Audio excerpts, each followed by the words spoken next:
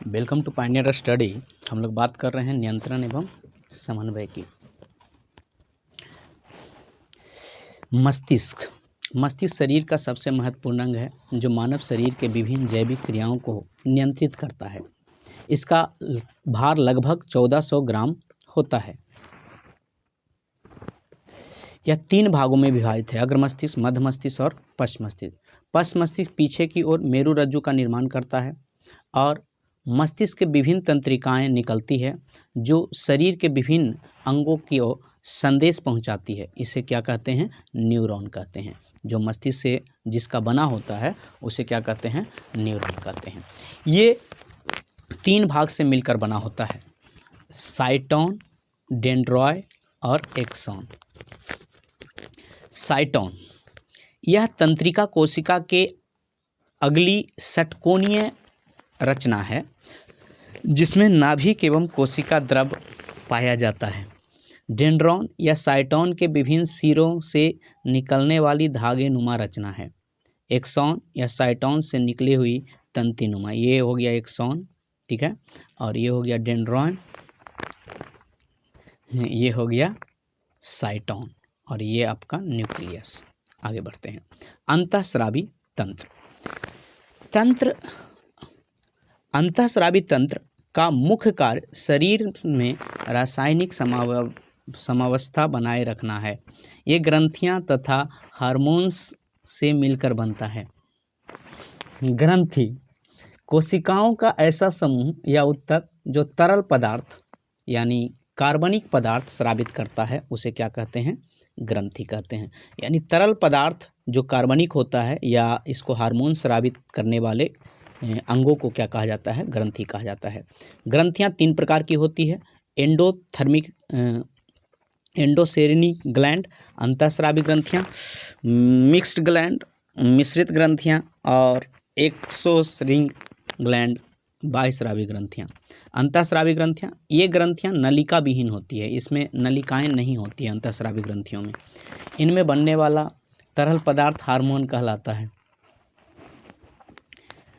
इसमें निकलने वाला हार्मोन रक्त के माध्यम से लक्ष्य कोशिका तक पहुंचता है, जैसे hypothalamus, pineal, Piyush, thyroid, parathyroid, thymus, adrenal, ovary और जिसको अंडाशय में कह सकते हैं, और टेस्टिस जिसको वृषण में कहा जाता है। आगे है मिश्रित ग्रंथियां। इसका नाम कंपाउंड ग्लैंड है। यह ग्रंथि अंतःस्रावी और बाह्यस्रावी ग्रंथि दोनों प्रकार की होती है। ग्रंथि के एग्जाम्पल हैं अग्नाशय यानी पैनक्रियाज। बाह्यस्रावी ग्रंथियां, इन ग्रंथियों में नलिकाएं पाई जाती है। इसमें बनने वाला तरल पदार्थ एंजाइम कहलाता है। इनमें निकलने वाला एंजाइम नलिका के माध्यम से लक्ष्य कोशिका तक पहुंचती है। ग्रंथियां का एग्जाम्पल है, मतलब बाह्यस्रावी ग्रंथियों के, यकृत, आशु ग्रंथि, दुग्ध ग्रंथि, स्वेद यानी पसीने ग्रंथि इत्यादि। अंतःस्रावी ग्रंथियां, पीयूष ग्रंथियां या अस्फेनाइड हड्डी। पीयूष ग्रंथियां कहाँ होती है ये पूछा जा सकता है। अस्फेनाइड हड्डियों के बीच होती है। पीयूष ग्रंथियां कहाँ होती है? अस्फेनाइड हड्डियों के बीच होती है। गुहा के अंदर की तरफ मस्तिष्क में हाइपोथैलेमस ग्रंथि। मस्तिष्क में कौन सा ग्रंथि होता है? इन हड्डियों पे अस्फेनाइड के हाइपोथैलेमस ग्रंथि होती है। इसका आकार कैसा होता है? मटर के दाने के जैसा, ठीक है, पीयूष ग्रंथि का। पीयूष ग्रंथि को क्या और किस नाम से जानते हैं? मास्टर ग्रंथि कहते हैं, क्योंकि यह ग्रंथि हाइपोथैलेमस ग्रंथि के अलावा अन्य सभी ग्रंथियों को नियंत्रण करता है। तो ग्रंथियों को नियंत्रण कौन करता है? मास्टर ग्रंथि, पीयूष ग्रंथि, जो कि कहाँ होती है? अस्फेनाइड हड्डी के बीच में। पीयूष ग्रंथि 3 भाग होते हैं। थायराइड ग्रंथि, यह सबसे अंतःस्रावी ग्रंथि है, सबसे बड़ी अंतःस्रावी ग्रंथि, ये पूछा जा सकता है। सबसे बड़ी अंतःस्रावी ग्रंथि कौन है? तो थायराइड ग्रंथि है। यह ग्रंथि श्वास नली के दोनों ओर भाग के आकार का, यहाँ पे कुछ अलग लिखा हुआ है, ठीक है, माँ के आकार का होता है, ठीक है। यह ग्रंथि एकमात्र ऐसी ग्रंथि है जिसका निष्क्रिय रूप हार्मोन संग्रहण करती है, यानी ये निष्क्रिय रूप में क्या करता है, हार्मोन को संग्रह करता है। ये पूछा जा सकता है कि हार्मोन को संग्रह करने वाली ग्रंथि कौन है, थायराइड ग्रंथि। सबसे बड़ी ग्रंथि कौन है, थायराइड ग्रंथि। आगे है, इससे निकलने वाले हार्मोन्स, थायराइड हार्मोन, ठीक है, यह शारीरिक और मानसिक विकास हेतु आवश्यक होता है। ये 2 प्रकार के होते हैं, कौन कौन, थायराइड ट्राई आइडोथाइमिन, थायरॉक्सिन T4, क्या है, थायरॉक्सिन T4 और T3। यह उपापचयन की गति को बढ़ाता है, यह उपापचयन की गति को बढ़ाता है। आगे, यह पीयूष ग्रंथि के साथ संबंधित है, कौन, थायराइड ग्रंथि जो है, यह शरीर में जल की मात्रा को संतुलित करता है और शरीर में विद्युत आवेश को उत्पादन एवं परिवहन करता है। एड्रीनल ग्रंथि, यह ग्रंथि दोनों वृक्कों पर स्थित होती है, इनकी संख्या 2 है। इस ग्रंथि का अन्य नाम सुप्रारीनल ग्लैंड है। इस ग्रंथि का बाहरी भाग कार्टेक्स कहलाता है, किसका, एड्रीनल का बाहरी भाग कार्टेक्स कहलाता है, जो इस ग्रंथि में लगभग 80 से 90% भाग होता है। इस ग्रंथि का आंतरिक भाग मेडुला कहलाता है, जो इस ग्रंथि का लगभग 10 से 20% भाग होता है। आगे है, कॉर्टेक्स से मुख्य रूप से 3 प्रकार के हार्मोन निकलते हैं। कौन कौन सा हार्मोन है, मिनरल लोकोटिकाइड्स,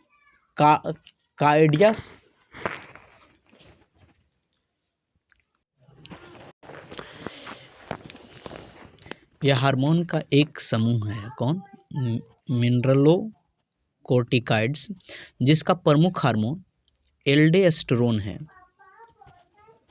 एल्डोस्टेरोन है, जो शरीर में आयनों एवं जल का संतुलन बनाए रखता है। इस हार्मोन की कमी से एडिसन रोग, याद रखें, ये पूछा जा सकता है कि एडिसन रोग किस हार्मोन की कमी से होता है, तो एल्डोस्टेरोन हार्मोन की कमी से, तथा अधिकता से कोन्स रोग होता है। ये बहुत इम्पोर्टेंट है। इन दोनों रोगों में त्वचा का रंग कांस्य हो जाता है, मतलब धुंधला हो जाता है, कांसा की तरह, तथा शरीर में आयनों का संतुलन बिगड़ जाता है। ग्लूकोर्टिकाइड्स और सेक्स हार्मोन। आगे है मिश्रित ग्रंथि, पैनेक्राइज ग्लैंड, अग्नाशय।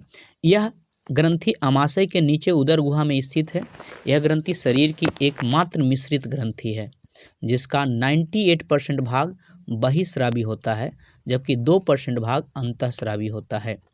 इस ग्रंथि का अंतःस्रावी भाग पूरी ग्रंथि में बिखरा हुआ होता है, जिसे लैंगरहैंस की द्वीपिकाएँ कहते हैं। तो ये पूछा जाएगा कि लैंगरहैंस की द्वीपिकाएँ कहाँ पाई जाती है, तो वो कहाँ पाई जाती है, अमाशय में।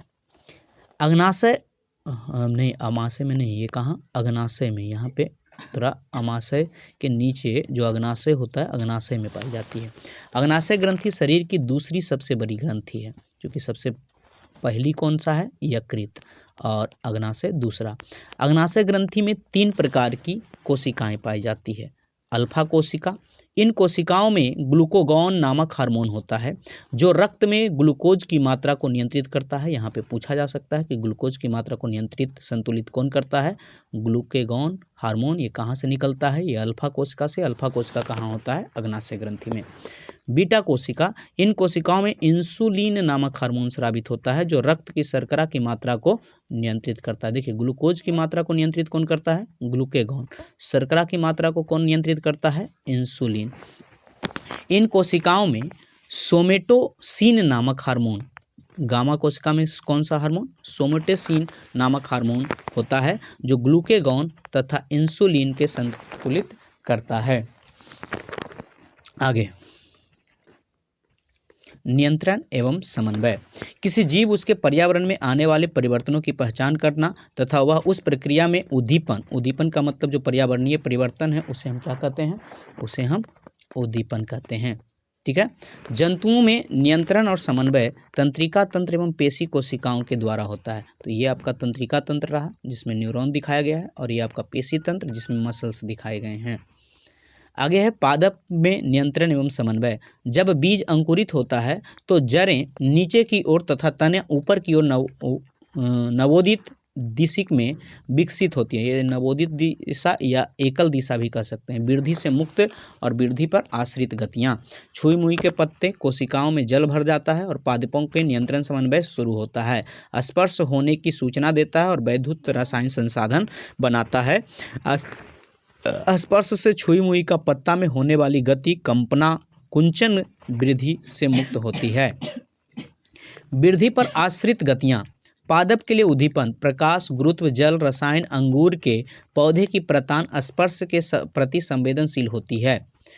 मतलब ये चाहे वो प्रकाश, जैसे अगर रात में देखिएगा पेड़ पौधे की पत्तियां तो वो सिकुड़ी हुई रहती है, परंतु दिन में क्या हो जाती है, वो फैल जाती है। गुरुत्व, जल, रसायन, ये सभी में अंगूर के पौधे के प्रतान स्पर्श के प्रति संवेदनशील होता है। पौधे के बाह्य उद्दीपन के अनुसार होने वाली गति को अनुवर्तन गति कहते हैं। जैसे पौधे के डालियों का सूर्य प्रकाश की ओर गति, पौधे के जड़ों और गुरुत्व की दिशा का गति। गुरुत्वानुवर्तन गति। जब पौधे में गति गुरुत्वाकर्षण की दिशा में होती है तो इसे गुरुत्वानुवर्तन गति कहते हैं। गुरुत्वाकर्षण की दिशा में होने वाली गति को क्या कहते हैं, गुरुत्वाकर्षण गति कहते हैं। उदाहरण जड़ों की गति। आगे अगला है रसायनानुवर्तन। रसायनानुवर्तन, जब पौधे के किसी भाग की गति किसी रासायनिक पदार्थ के उद्दीपन से प्रभावित होती है तो उसे रसायनानुवर्तन केमोट्रोपिज्म कहते हैं। वृद्धि पर आश्रित गति। पादपों के लिए उद्दीपन, प्रकाश, गुरुत्व, जल, रसायन। प्रकाश अनुवर्तन, गुरुत्वानुवर्तन, जलानुवर्तन और रसायनानुवर्तन प्रकाश गति करती है। प्रकाश नहीं, पौधे गति करते हैं। पादप में नियंत्रण एवं समन्वय। पौधों में नियंत्रण एवं समन्वय का कार्य पादप हार्मोन, जैसे फाइटो हार्मोन्स भी कहा जाता है, के द्वारा किया जाता है। विविध पादप हार्मोन वृद्धि, विकास एवं पर्यावरण के प्रति अनुक्रिया और समन्वय में सहायता करते हैं। पादप हार्मोन जैसे यहाँ पे दिया गया है, वृद्धि में सहायक हार्मोन 3 गो है, ये तीनों का नाम याद रखना है आपको। ये वृद्धि सहायक हार्मोन है, ऑक्सिन, जिब्रेलिन और साइटोकाइनिन। और वृद्धि रोधक हार्मोन कौन सा है, अब्सेलिकम और एथिलीन। ऐसे ये याद रखें, जो ए वावेल से शुरू है वो सब क्या है, सब वृद्धि रोधक है। और जो कॉन्सोनेंट से शुरू है, ऐसे ऑक्सिन भी तो वावेल से है, ऐसे नहीं बता सकते हैं। चलिए, पादप ऑक्सिन के कार्य, यह पौधे में अनुवर्ती गति, प्रकाशानुवर्तन और गुरुत्वानुवर्तन गतियों को नियंत्रण करता है। यह शीर्ष प्रभाविता यह पार्श्व कलिकाओं में वृद्धि को रोकता है। ऑक्सिन हार्मोन मूल प्रेरण के काम करती है। मूल का मतलब जड़ को प्रेरण का कार्य करती है। यह फलों के विलगन को रोकता है, फल को टूटने से रोकता है। यह अनिषेक फलन को प्रेरित करता है। किस फलन को, अनिषेक फलन को। यह खेतों में खरपतवार नष्ट करने का भी काम करता है। कुछ ऑक्सिन हार्मोन पुष्पन की क्रिया को प्रेरित करती है। तो ये ऑक्सिन हार्मोन के कुछ कार्य हैं जो कि आपको ध्यान रखने हैं, चूँकि ये पूछे जाते हैं। जिब्रेलिन, यह हार्मोन पौधों के ऊपरी सिरों तथा भ्रूण में बनते हैं और पौधे के सभी भागों में वृद्धि को नियंत्रित करते हैं। जिब्रेलिन की खोज कुरोसावा नामक, ये याद रखिएगा कि जिब्रेलिन की खोज किसने किया था, मतलब जिब्रेलिन हार्मोन की खोज कुरोसावा नामक वैज्ञानिक ने 1926 ईस्वी में किया था। जिब्रेलिन का उपयोग है, यह पौधे की लंबाई बढ़ाने में सहायक होता है। जिब्रेलिन के द्वारा पर्वों की कोशिकाओं की तेजी से बढ़ने लगती है, जिसे बोल्टिंग कहते हैं। पर्व किसको बोलते हैं, जैसे ईख हुक में आप देखिएगा बाँस, उसमें तो वो एक एक अथी पे, मतलब एक एक फीट या कुछ पे एक अथी रहेगा, गांठ रहेगा, तो उसी को पर्व कहते हैं। तो उसको बढ़ाने में ये मदद करता है। जिब्रेलिन का प्रयोग देरी से पुष्पन के लिए, देरी से पुष्पन देने वाले पुष्पन की क्रिया को जल्दी कराने के लिए होता है। इसके द्वारा बिना निषेचन के ही बीज रहित फल प्राप्त होते हैं। बीज रहित फल किसके द्वारा प्राप्त होते हैं? जिब्रेलिन के द्वारा। इस प्रयोग द्वारा बीजों और आलू के कंदों को प्रसुप्ति काल को कम कर देता है। साइटोकाइनिन कोशिका विभाजन को प्रेरित करती है। तो ये पूछा जाएगा कि कोशिका विभाजन को कौन प्रेरित करती है? तो साइटोकाइनिन हार्मोन, ये भी वृद्धि सहायक है।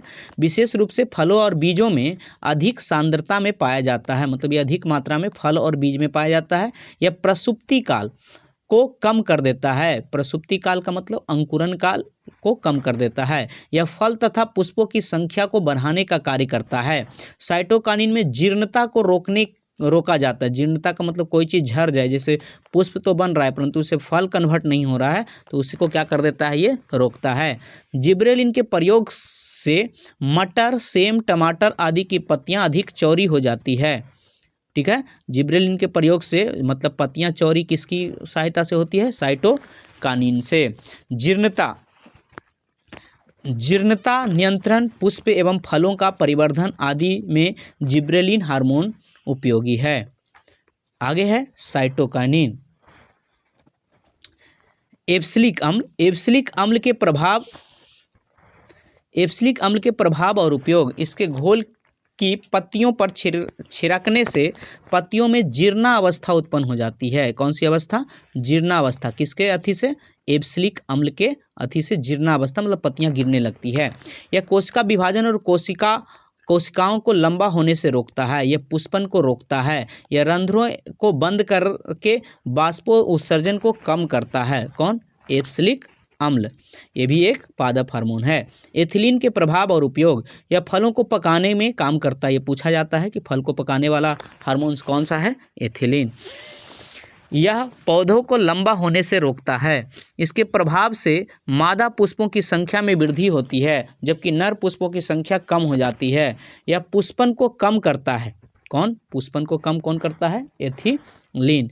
यह पुष्पों, फलों एवं पत्तियों को विलगन को तीव्र करता है। अब यहाँ पे आपको बहुत सारे क्वेश्चंस दिए गए हैं, ठीक है, जिन क्वेश्चनों को आपको बनाना है, ठीक है, और ये सारे क्वेश्चंस आप खुद बनाइए, क्योंकि ये प्रैक्टिस बुक ही है।